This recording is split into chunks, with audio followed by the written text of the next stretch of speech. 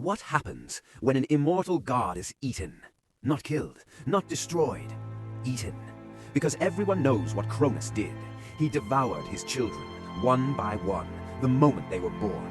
Hestia, Demeter, Hera, Hades, Poseidon, gone, swallowed whole. And most people stop the story there, because it's already disturbing enough. But that's only the surface, because no one asks the next question. What happens to something that can't die when it's trapped inside something it can't escape? Everyone thinks this story is about power, a king trying to hold on to his throne, but it starts with something much smaller. Fear, a prophecy. One day, one of his children would overthrow him, not challenge him, not weaken him, replace him. And if there's one thing power fears more than death, it's being replaced. Because death ends you, replacement erases you. It means the world continues without you. And Kronos couldn't accept that, so he made a decision, cold, precise, final. Every time a child was born, he took it and swallowed it whole. No hesitation, no guilt, just control. Or at least, what felt like control. Because this is where the story breaks from what people expect. Kronos didn't understand what he was dealing with. These weren't human children, they were gods. And gods don't die.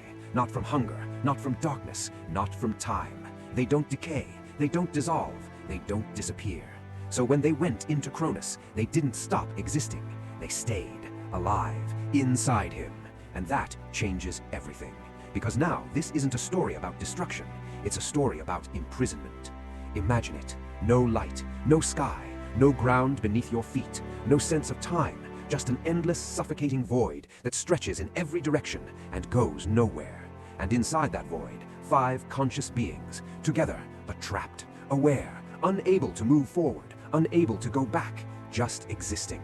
Imagine being Hera, with thoughts, with awareness, but no world to exist in.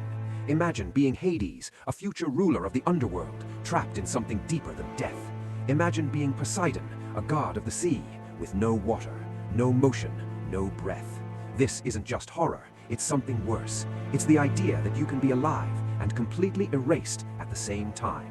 And Kronos, he believed this meant victory. If they weren't in the world, they couldn't threaten him. If they couldn't act, they couldn't overthrow him. So he ruled above, unchallenged, unopposed, certain that he had outsmarted fate. But something was happening that he couldn't see. Because while Kronos ruled the outside world, his children were still there, inside him, still thinking, still aware, still existing. Time didn't weaken them, it changed them. Because isolation does something strange. Sometimes it breaks you, but sometimes it sharpens you. And the longer they stayed there, the more inevitable their return became. Not weaker, not forgotten, but waiting. Now this is where the story turns, because one child escaped, Zeus, hidden at birth, saved from being swallowed, raised in secret, far from Kronos' reach. And when Zeus grew, he didn't rush into war, he didn't act out of anger, he acted with precision. Because defeating Kronos was never going to be about strength, it was about reversal. Zeus didn't destroy Kronos, he made Kronos undo himself.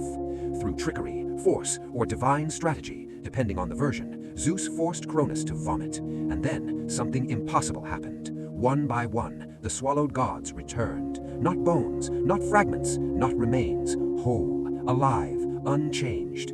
Think about that. Years inside a god's body, and nothing was lost, nothing was broken, nothing was reduced. Kronos hadn't destroyed them, he hadn't even damaged them. All he had done was delay them. And this is where the question about bones starts to matter. Because when people hear eaten, they imagine destruction. They imagine flesh breaking down, bones dissolving, nothing left behind. But that's a human idea, a mortal idea. In ancient Greek belief, bones were never just physical, they were symbolic. They represented something deeper, essence, identity, a core that remains even when everything else is gone. There's a reason bones appear again and again in myth, as relics, as anchors of power, as things that outlast time itself, because they were seen as something permanent, something that couldn't be erased. Now imagine that idea applied to gods. Divine bones wouldn't just remain, they would carry power, presence, something that exists no matter what happens to the body. So when people ask, what happened to the bones, they're asking the wrong question. Because nothing happened to them. They were never destroyed. They were never even threatened. They were inside Kronos, intact, unchanged, unbreakable.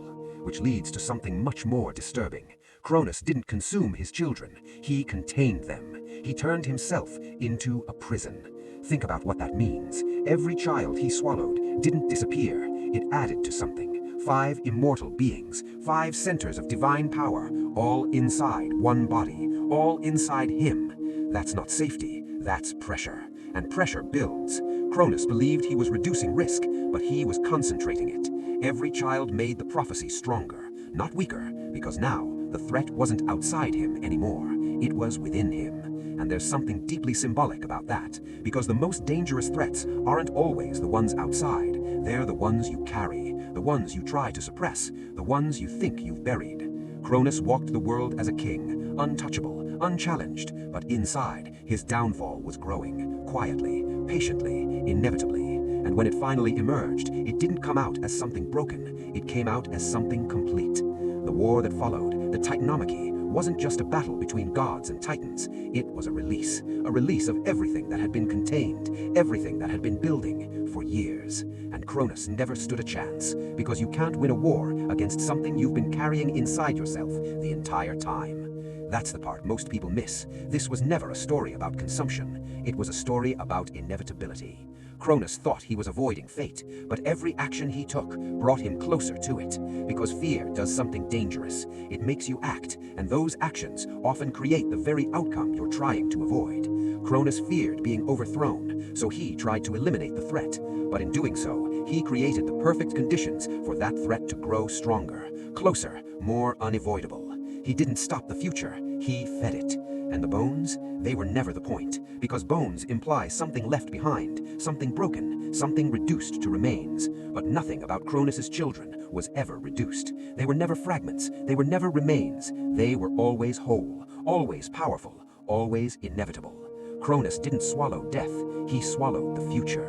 And the future doesn't stay buried. From the moment he swallowed the first child, Hestia, it was already over. He just didn't know it.